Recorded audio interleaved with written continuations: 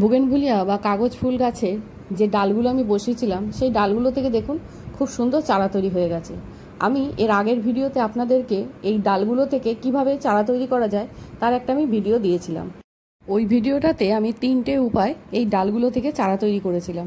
ওই ডালগুলো আমি বসিয়েছিলাম, আর সেই ভিডিওটা যদি আপনারা না দেখে থাকেন তাহলে একবার প্লিজ দেখে নেবেন, তবেই কিন্তু আপনারা খুব সুন্দর ওই ডাল থেকে আপনারাও চারা তৈরি করে নিতে পারবেন।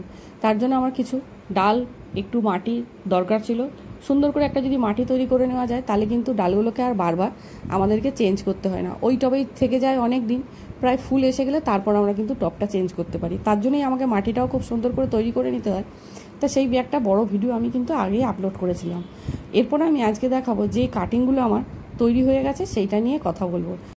আমাকে একজন বন্ধু কমেন্ট করেছিলেন যে এইভাবে প্লাস্টিক দিয়ে কভার করে দেওয়ার পরে ছোট ছোট পাতা আসে, আর এই ছোট ছোট পাতাগুলো যখন আমরা এই প্লাস্টিক কভারটা খুলে দিই সেই ছোট পাতাগুলো নাকি কালো কালো হয়ে পুড়ে যায় এবং একটা একটা করে পাতা পড়ে যায়। গাছটা নাকি চারা তৈরি হয় না, ডালটা চারা তৈরি হয় না। তা আমি আজকে সেটা নিয়েই কথা বলবো আপনাদের সঙ্গে। এরকম কিন্তু ডাল থেকে যখন ছোট ছোট পাতা তৈরি হয়ে আসে বা চারা তৈরি হয়ে যায় আমাদের মনে হয়, তখন আমরা যখন প্লাস্টিকটা হঠাৎ করে খুলে ফেলি তখন কিন্তু পাতাগুলো এইভাবে আস্তে আস্তে বুঝে আসে আর পাতাগুলো কালো হয়ে যায়। কিন্তু যখন আমরা দেখব পাতাগুলো একটা দিন আমরা অপেক্ষা করতে পারি, সেখানে পাতাগুলো যদি আস্তে আস্তে সোজা না হয় পরের দিনে, তাহলে কিন্তু আমরা প্লাস্টিক দিয়ে আবার দ্বিতীয়বার কভার করে দিতে পারি। যতক্ষণ না পর্যন্ত ডালটা সোজা হয়ে দাঁড়াচ্ছে ততক্ষণ কিন্তু আমরা এইভাবে এগুলোকে কভার করে রাখতে পারি। তবেই কিন্তু এখান থেকে নতুন শিকড় আসবে আর নতুন পাতাও বের হবে। দেখতে পাচ্ছেন আমার এই ডালটায় কি সুন্দর শিকড় বেরিয়েছে, একদম পুরো ভর্তি শিকড় হয়ে গেছে। তা আমি ওইটাই বললাম, প্লাস্টিক কভারটা খুলে দেওয়ার পরে গাছটা হয়তো একটু শক পায়, কেননা যেহেতু ভিজে একটা আবরণের মধ্যে একটা থাকে, হঠাৎ করে যখন আলো বাতাস বের হয় তখন কিন্তু পাতাটা ওইভাবে কালো হয়ে যায় বা ঝিমিয়ে পড়তে পারে। কিন্তু সেটা নিয়ে ভয় পাওয়ার কিছু নেই, আমরা একদিন অপেক্ষা করতে পারি। আমরা একদিন অপেক্ষা করব, দেখব যদি পাতাটা আস্তে আস্তে নিজের থেকে সোজা হয়ে দাঁড়িয়ে যায়, ভালো একটু জলের স্প্রে করতে পারি ওপর থেকে হালকা করে।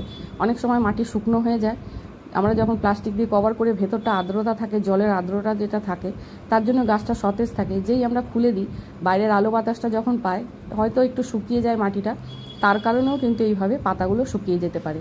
তা আমরা যদি খুলে একটু ভালো করে জলে স্প্রে করে দিতে পারি তাহলেও কিন্তু অনেক সময় পাতাগুলো আবার সোজা হয়ে যায়। আর আপনারা যদি দেখেন পাতাগুলো সোজা হচ্ছে না বা কালো কালো হয়ে পুড়ে যাচ্ছে, সেক্ষেত্রে কিন্তু আপনারা আবার ওই জায়গাতেই রেখে আবার নতুন করে প্লাস্টিক দিয়ে কভার করে দিতে পারেন। আবার কিছুদিন ওইভাবে রাখতে পারেন, আবার খুলতে পারেন। এইভাবে কিন্তু খোলা পড়া করে আপনাকে আস্তে আস্তে করে ওকে আমাদের যেই বাইরের আবহাওয়া তার মধ্যে কিন্তু ওকে সহ্য করাতে হবে পাতাটাকে, তবেই ওটা দাঁড়াবে। আমি তো এইভাবেই করেছি, আমি যতটা শিখেছি আপনাদের সঙ্গে ততটাই আমি বলবো, আপনারা এবার আপনাদের মতন করে করতে পারেন। তা আমি এইভাবে কিন্তু বারবার একে খুলেছি, একবার করে খুলেছি। আমারও পাতাগুলো এরকম মাঝে মাঝে দেখছিলাম ঝিমিয়ে পড়ে যাচ্ছিলো, আবার কালো কালোও হয়ে যাচ্ছিলো, আমি আবার সঙ্গে সঙ্গে প্লাস্টিক দিয়ে কভার করে দিয়েছি। তারপরে আমি যখন দেখছি আবার একটু পাতা ছাড়ছে, আবার সোজা হচ্ছে ডালগুলো, তারপরে আমি আবার ওকে প্লাস্টিক থেকে খুলেছি। এইভাবে খোলা পড়া করতে করতে তবে গিয়ে এরকম আজকে একটা আমার ছোট্ট চারা গাছ তৈরি হয়ে গেছে।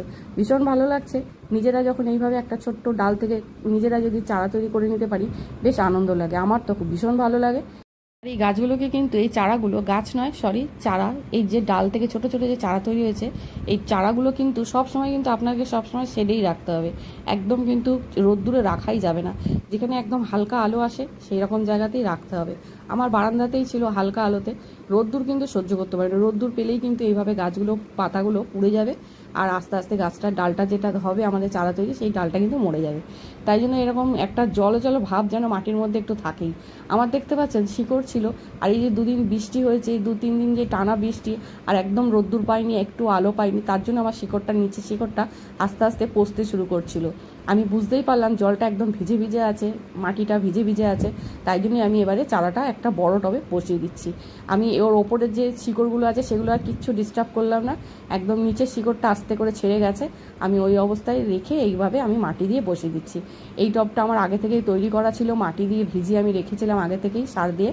অতিরিক্ত কিচ্ছু সার নেই, শুধু বার্মি কম্পোস্ট আছে আর একটু বালি আছে, ব্যাস আর কিচ্ছু নেই। আর একদম জল দেবো না, হালকা করে শুধু ওপর থেকে একটু মাটিটা ভিজিয়ে দেবো, অতিরিক্ত জল দেবো না। এইভাবেই কিন্তু আমি আবার কিছুদিন ছাওয়া জায়গায় রেখে দেবো, ঠিক 4-5 দিন মতন। তারপরে আমি একদম একে ফুল সানলাইটে রেখে দেবো। ফুল সানলাইটে রাখলে আশা করছি আমি এখান থেকে 1 মাস পরেই ফুল পেয়ে যাব। তখন কিন্তু আপনাদের সঙ্গে আমি আবার শেয়ার করব এখান থেকে ফুল এসে গেলে। আমার তো মনে নেই এটা কি গাছটা, ডালটা কি আছে কালার, লিখে রাখা আমার উচিত ছিল। আমার যত সম্ভব মনে হচ্ছে এটা একটা লাল, তবে জানি না সাদাও হতে পারে। এইভাবেই কিন্তু ছাওয়া জায়গায় রেখে দেবো। তারপর আমি আস্তে আস্তে রোদ্দুরে বার করে দেবো। বোগেনভিলিয়া কিন্তু জানেন এই কাগজ ফুলের গাছগুলো কিন্তু প্রচুর রোদ্দুর ভালোবাসে, আর যেখানে 6-7 ঘন্টা মতন রোদ্দুর আসে সেখানেই এই গাছগুলো খুব ভালো থাকবে। আর এই বর্ষাকাল এসে যাচ্ছে, এরপরে কিন্তু এরকম চারা তৈরি, খুব ভালো চারা তৈরি হয়ে যাবে। আমি দেখুন এরকম জানলার পাশে, আমার ব্যালকানিতে যে জানালা আছে সেই জানালার পাশে রেখে দিয়েছি। এইভাবে থাক এখানে কিছুদিন, তারপর আমি একে রোদ্দুরে বার করে দেবো। আর এখানে আমার কিছু মাটিতে আমি কিন্তু খুব একটা সার দিইনি, শুধু বললাম আমি ভার্মি কম্পোস্ট দিয়েছি আর একটু বালি দিয়ে বসিয়ে রেখেছি। এখন কিন্তু অতিরিক্ত সার দেওয়া যাবে না, যতক্ষণ না গাছটা আরও ভালো করে তৈরি হচ্ছে ততক্ষণ পর্যন্ত। তারপর আমি দেবো এখানে ডিএপি সার কিছুটা দেবো। তারপরে গাছটা দেখবেন আরও চচ্চড়িয়ে বাড়বে। যতক্ষণই আমি ডিএপি সারটা দেবো, প্রায় আরও 20 দিন পর যদি দিতে পারি, তারপর দেখবেন গাছটা আরও অতিরিক্ত বাড়বে। তারপর বাড়ার পরে আমি একটু সার দিতে পারি ফুল আনার জন্য। তবে ফুল এসে গেলে আমি আপনাদের সঙ্গে তখন কিন্তু আবার শেয়ার করব।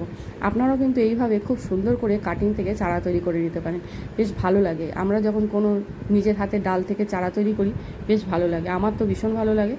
আর এইভাবে আমি করেছি যে 3টে উপায়, আপনারা কিন্তু করে দেখতে পারেন, ভীষণ ভালো উপায় আর খুব তাড়াতাড়ি চারা তৈরি হয়ে যাবে। এই বর্ষাকাল আসছে, এই সময় কিন্তু করে নিতে পারেন, সুন্দরভাবে চারা তৈরি হয়ে যাবে। আমার যে সব কাটিংগুলো চারা তৈরি হয়েছে এমনটা নয়, এখান থেকে আমার 3টে মতন বেরিয়েছে, আরও এখনও 3টে বাকি আছে চারা তৈরি হতে। একটু অল্প অল্প 2-4টে পাতা বের হয়নি। আপনারা কিন্তু ওই প্লাস্টিক দিয়ে কভার করে রাখবেন। আর যেটা বললাম, প্লাস্টিক দিয়ে কভার করে খোলার পরে যখন দেখবেন পাতাটা ঝিমিয়ে আসছে, তখন আবার ওকে প্লাস্টিক দিয়ে কভার করে দেবেন। এইভাবে বারবার খোলা পড়া করতে করতে দেখবেন আস্তে আস্তে ডালটা কিন্তু সেট হয়ে যাবে আপনার কাছে। আপনার আর্দ্রতা যেরকম, ঘরের যে আর্দ্রতার মধ্যে আপনি গাছটাকে রাখবেন, সেই আর্দ্রতার মধ্যে ও মানিয়ে নিতে পারবে। হঠাৎ করে আমরা যখন খুলে দিই ও মানিয়ে নিতে পারে না। এরকম করে গাছটা হয়তো একটু রোদ্দুর বা আলোর বা জলের অনেক রকম কারণ হতে পারে, আমরা অতটা বুঝি না। আমি যেটুকুনি বুঝি সেটুকুনি বললাম, যে ওই জন্য হয়তো হতে পারে এরকম হয়ে যায়। তা আমারও হয়েছে। আমি কিন্তু ওকে বারবার এরকম ঢাকা চাপা দিয়ে খুলে আলো দেখিয়ে এরকম করে ওকে শক্ত করেছি। আপনারাও দেখুন আপনাদের কোনটা ভালো লাগে। ভিডিওটা ভালো লাগলে অবশ্যই কিন্তু একটা লাইক করবেন আর একটা কমেন্টও করতে পারেন। আপনাদের আরও কিছু জানার থাকলে আমাকে জানাতে পারেন।